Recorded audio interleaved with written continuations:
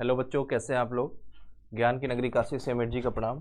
तो बच्चों, हम लोग आज नेक्स्ट टॉपिक की तरफ बढ़ रहे हैं, फ्लावर में ही आगे। तो हम लोगों ने तो फ्लावर पढ़ लिया था। फ्लावर के क्या क्या मॉडिफिकेशन होते हैं, फ्लावर मॉडिफिकेशन या कहें हम कहें फ्लावर में ओवरी का पोजीशन कैसे है, सिमेट्री कैसी है, इन सब चीज़ों के बारे में हम लोगों ने पढ़ा था। फ्लावर कहते हैं कि इसको है, इसको पढ़ा था। अब हम लोग टाइप्स पार्ट्स ऑफ फ्लावर के बारे में पढ़ने जा रहे हैं कि फ्लावर में कौन कौन से पार्ट्स होते हैं। तो सबसे आप लोग क्लास 10th में भी पढ़े होंगे इसके बारे में, फिर भी थोड़ा सा और आइए और अच्छे से पढ़ते हैं। तो ये फ्लावर का पार्ट्स होता है गार्नेसियम, एंड्रोसियम, कोरोला, कैलिक्स। हम लोगों ने बात किया था कि एंड्रोसियम गार्नेसियम रिप्रोडक्टिव पार्ट होता है, जबकि सेपल पेटल क्या होते हैं, आपके एक्सेसरी पार्ट होते हैं।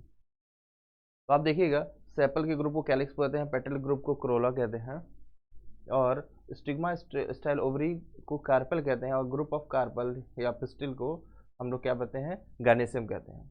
और anther of filament male reproductive part का पार्ट है। एंथर फिलामेंट को मिला के स्टेमन कहते हैं, ग्रुप ऑफ स्टेमन को एंडोसियम कहते हैं। तो ये हमारे फ्लावर के पार्ट है। तो ये आपके सामने ये एनसीईआरटी का इमेज है, एंडोसियम, गार्नेसियम, कोरोला, कैलिक्स, पेटल। तो एंडोसियम को ए से डिनोट करेंगे, गार्नेसियम को जी से रिप्रेजेंट करेंगे, कोरोला को सी से रिप्रेजेंट करेंगे, कैलिक्स को के से।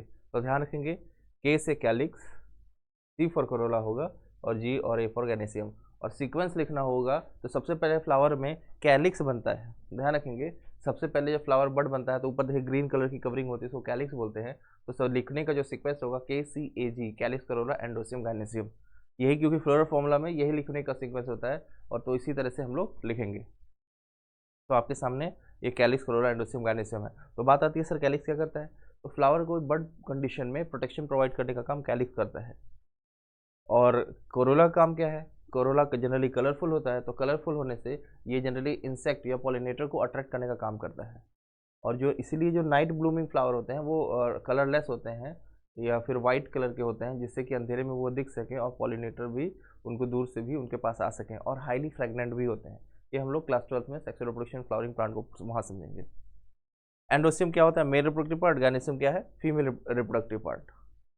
चलिए आगे बढ़ते हैं इसमें। यही सारी चीज एंडोसियम, गार्नेसियम, कैलिक्स और कोरोला लिखा हुआ है,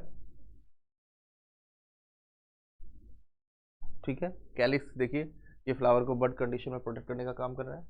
इसके यूनिट को क्या बोल रहे हैं, सेपल बोल रहे हैं। आगे देखिए, ये आउटर मोस्ट वॉल होता है, सबसे पहले बनता है ये।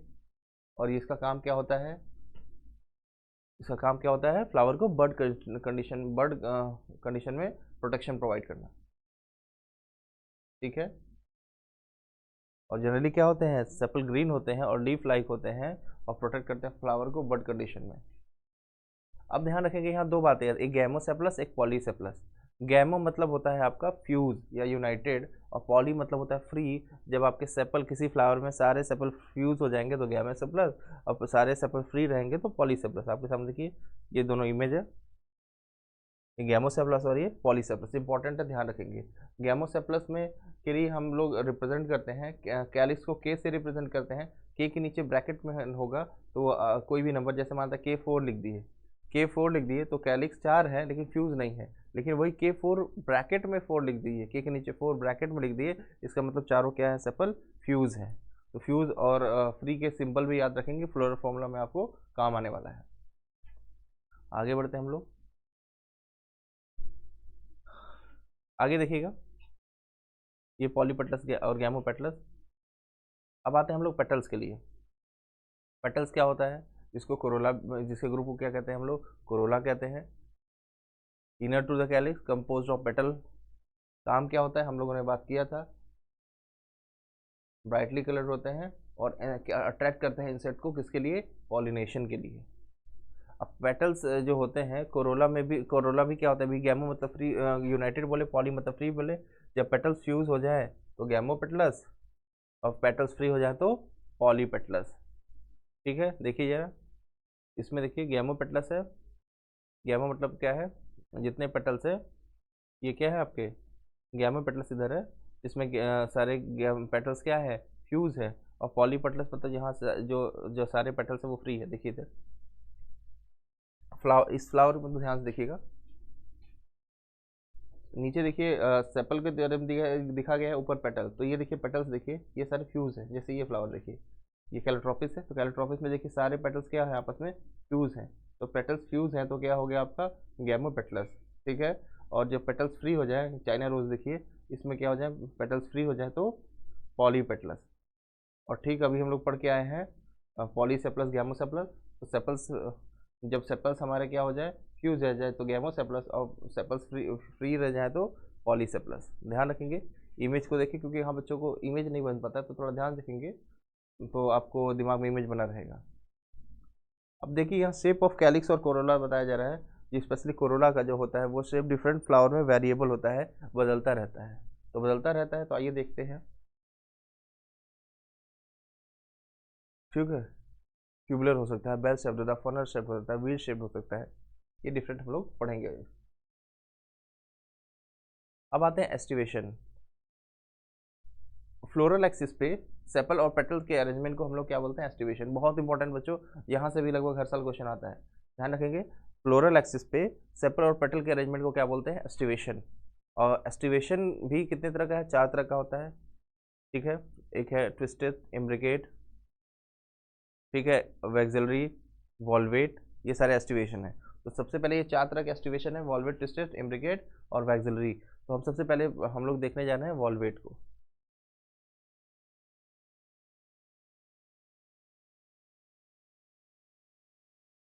ठीक है, वैक्सिलरी को हम लोग पैप्लोनेसियस भी कहते हैं। क्यों है, कैसे है, अभी आगे आगे हम लोग बात करेंगे। आइए हम लोग देखते हैं वॉल्वेट को। वॉल्वेट में देखिए पेटल्स को ही सबसे पहले देखते हैं। अगर ये पेटल्स हैं, ये क्या करते हैं, ये सब एक दूसरे के मार्जिन को टच कर रहे हैं, लेकिन किसी को ओवरलैप नहीं कर रहे हैं।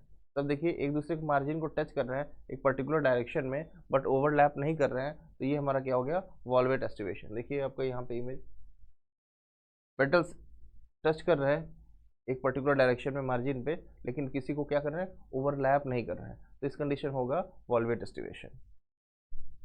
तो देखिए सेपल्स, और देखिए ये लिखा हुआ है कि टच कर रहे हैं एक दूसरे को मार्जिन पे, लेकिन विदाउट ओवरलैपिंग। ध्यान रखेंगे, डेफिनेशन से भी है और इसके एग्जाम्पल को भी ध्यान रखेंगे। ठीक है, तो कैलोट्रोपिस है इसका एग्जाम्पल, और आपके नीट में आया हुआ है, बहुत इंपॉर्टेंट एग्जाम्पल है। चलिए आगे बढ़ते हैं हम लोग। यहाँ इस फिगर को देख के आप दिमाग में एक इमेज क्लियर कर लीजिएगा, क्योंकि एनसीईआरटी में आपको ये वाला इमेज दिया हुआ है, ये नहीं दिया हुआ है, तो ध्यान रखेंगे इसको। चलिए नेक्स्ट इमेज में चलते हैं हम लोग, ट्विस्टेड पे आते हैं। ट्विस्टेड ये बहुत ज़्यादा इंपॉर्टेंट है, सबसे ज़्यादा अगर एस्टिवेशन में क्वेश्चन आया है तो आपके ट्विस्टेड से ही आया है। तो ट्विस्टेड में देखिए जो सेपल या पेटल है, एक दूसरे को ओवरलैप कर रहे हैं लेकिन पर्टिकुलर डायरेक्शन में। ध्यान रखिए, अभी हम लोग वॉल्वेट में क्या देखे थे, वॉल्वेट में देखे थे कि जो सेपल और पेटल है एक दूसरे को बस टच कर रहे थे, ओवरलैप नहीं कर रहे थे, मार्जिन को बस टच कर रहे थे। यहाँ ओवरलैप कर रहे हैं और एक पर्टिकुलर डायरेक्शन में ओवरलैप कर रहे हैं, इसको क्या बोलेंगे, ट्विस्टेड। अभी हम लोग एम्ब्रिकेट पढ़ेंगे, तो वहाँ जो ओवरलैपिंग होगी वो किसी पर्टिकुलर डायरेक्शन में नहीं होगी। ट्विस्टेड और एम्ब्रिकेट में आप लोग एक डिफरेंस दिमाग में रखेंगे कि यहाँ पर्टिकुलर डायरेक्शन में ओवरलैपिंग हो रही है, किसमें, ट्विस्टेड में। और ट्विस्टेड का एग्जाम्पल क्या होता है, चाइना रोज है, लेडी फिंगर है और कॉटन है। इसके एग्जाम्पल कई बार आपके एग्जाम में आए हुए हैं, तो ध्यान रखेंगे। ठीक है, one of the margin appendage overlap of the next one and so on, लेकिन पर्टिकुलर डायरेक्शन, देखिए सबका डायरेक्शन फिक्स है। और ये इसके एग्जाम्पल है और बहुत इंपॉर्टेंट एग्जाम्पल है। देखिए चाइना रोज है, इसमें देखिए ये पेटल एक दूसरे को ओवरलैप कर रहे हैं, देखिए ओवरलैप कर रहे हैं, किसी पर्टिकुलर डायरेक्शन में ओवरलैप कर रहे हैं। ठीक है, चलिए आगे बढ़ते हैं हम लोग, इम्ब्रिकेट में आते हैं हम लोग। इम्ब्रिकेट में देखिए, यहाँ इम्ब्रिकेट में जो मार्जिन है एक दूसरे को ओवरलैप कर रही है, लेकिन कोई फिक्स डायरेक्शन नहीं है। ये इस साइड ओवरलैप किया, ये इस साइड ओवरलैप किया, ये इस साइड और इस साइड दोनों साइड ओवरलैप किया, और ये जो नीचे वाला है दोनों ओवरलैपिंग करके नीचे आ गया है। इसमें आपको ध्यान रखना है, इसमें आप ध्यान रखेंगे 113। 113 का मतलब क्या हुआ, एक बाहर एक अंदर और 3 ट्विस्टेड जैसे हैं। देखिए जरा, एक सेपल या पेटल बाहर की तरफ बाहर से ओवरलैप कर रहे हैं पूरी तरह, और एक पूरा अंदर ओवरलैप कर रहे हैं, और 3 क्या कर रहे हैं, अंदर की तरफ हमारा अब एक पर्टिकुलर डायरेक्शन में जा रहा है। ठीक है, देखिए जरा इसमें कैसे आता है, गुलमोहर आता है, ये देखिए गुलमोहर है। ठीक है, आइए ये सब आपके सामने इमेज है, देखिए ये वाला अंदर की तरफ है और ये सब किसी पर्टिकुलर डायरेक्शन में नहीं है। देखिए यहाँ यहाँ पे वही लिखा गया है, इसको आप ध्यान रखना किसी पर्टिकुलर डायरेक्शन में। और इम्ब्रिकेट आने पे बच्चे सबसे ज़्यादा कंफ्यूज होते हैं, इमेज दे दिया जाता है तो भी नहीं क्लियर हो पाता है। तो आपको यहाँ ध्यान रखना है, एक पूरा अंदर दिख जाए एक पूरा बाहर दिख जाए, आप इम्ब्रिकेट लगा दीजिएगा, क्योंकि यहाँ ओवरलैपिंग किसी पर्टिकुलर डायरेक्शन में नहीं होती है, कैसिया और गुलमोहर में होता है। ये भी बहुत इंपॉर्टेंट है। ठीक है, चलिए बच्चों तो आगे बढ़ते हैं हम लोग। पैप्लोनेसियस कंडीशन या बैक्सिलरी एस्टिवेशन। पैप्लोनेसियस कहते हैं क्योंकि फैमिली पैप्लोनेसी में ये देखने को मिलता है। तो पैप्लोनेसी इसमें देखिए ये बड़ा इंपॉर्टेंट, इस मामले ये थोड़ा यूनिक है, इसलिए थोड़ा इंपॉर्टेंट है। और इसमें जो पेटल्स होते हैं वह या सेपल्स होते हैं, ये अलग अलग टाइप के बोले जाते हैं, इसमें सबका नेम डिफरेंट होता है। तो ये देखिएगा इसमें टोटल पेटल कितने हैं, तो बोलेंगे 5 है। एक सबसे ऊपर,